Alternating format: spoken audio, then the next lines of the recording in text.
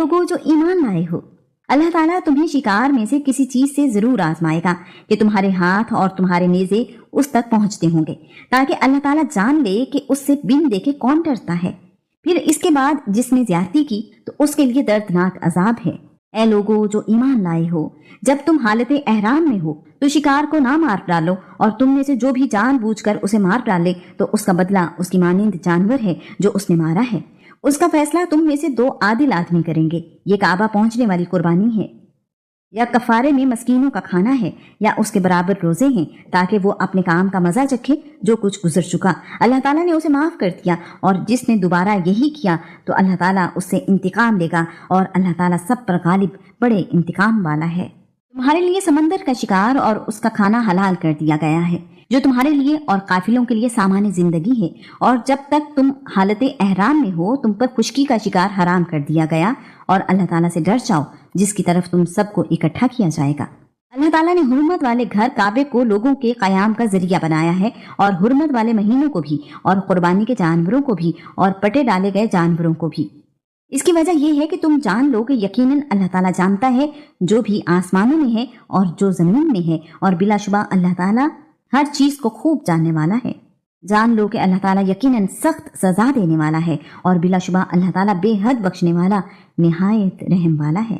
रसूल पर पहुंचा देने के सिवा कोई जिम्मेदारी नहीं, और अल्लाह ताला जानता है जो भी तुम जाहिर करते हो और जो भी तुम छुपाते हो। आप कह दें नापाक और पाक बराबर नहीं, और अगरचे नापाक की कसरत तुम्हें अच्छी लगे, चुनाचे अल्लाह ताला से डर जाओ ए अक्ल वालो, ताकि तुम कामयाब हो जाओ।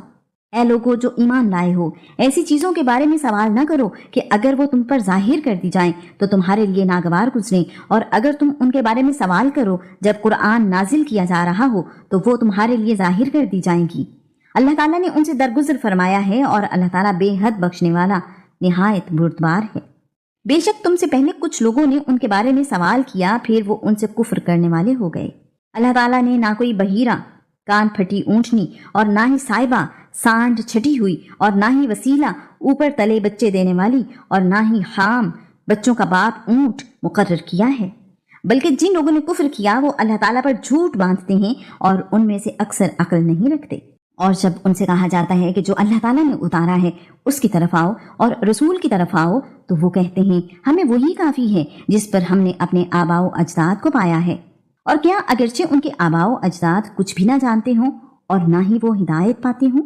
ऐ लोगों जो ईमान लाए हो, तुम पर अपनी जानों की हिफाजत लाजिम है। जब तुम हिदायत पा जाओ तो जो गुमराह हो वो तुम्हें नुकसान नहीं पहुंचाएगा। तुम सब ने अल्लाह ताला ही की तरफ लौट कर जाना है, चुनाचे वो तुम्हें बता देगा जो भी तुम अमल किया करते थे।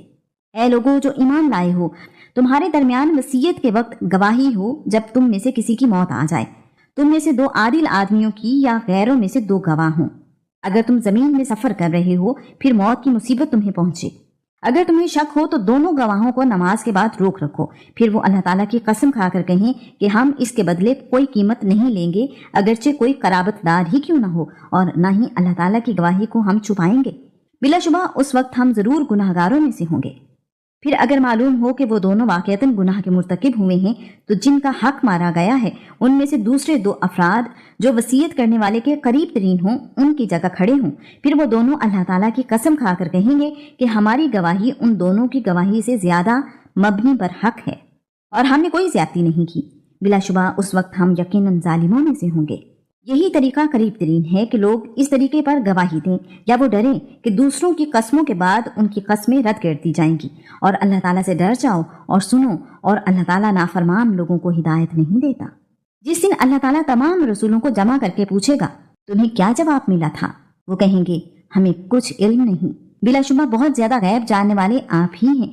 जब अल्लाह ताला फरमाएगा कि ए ईसा इब्ने मरियम, अपने ऊपर और अपनी वालिदा पर मेरे इनाम को याद करो जब मैंने रूह पाक से तुम्हारी मदद की, तुम लोगों से माँ की गोद में भी और बड़ी उम्र में भी कलाम करते थे, और जब मैंने तुम्हें किताब हिकमत और तौरात और इंजील की तालीम दी, और जब तुम मेरे हुक्म से मिट्टी से परिंदे की सूरत जैसी बनाते थे, फिर तुम उसमें फूंक मारते थे तो वो मेरे हुक्म से हकीकी परिंदा बन जाता था, اور تم پیدائشی اندھے اور کوہڑی کو میرے حکم سے تندرست کر دیتے تھے، اور جب تم میرے حکم سے مردوں کو زندہ کرتے تھے، اور جب میں نے بنی اسرائیل کو تم سے روکے رکھا، جب تم ان کے پاس کھلی نشانیاں لے کر آئے، تو ان میں سے ان لوگوں نے کہا جنہوں نے کفر کیا کہ یہ کچھ نہیں ہے مگر ایک کھلا جادو ہے۔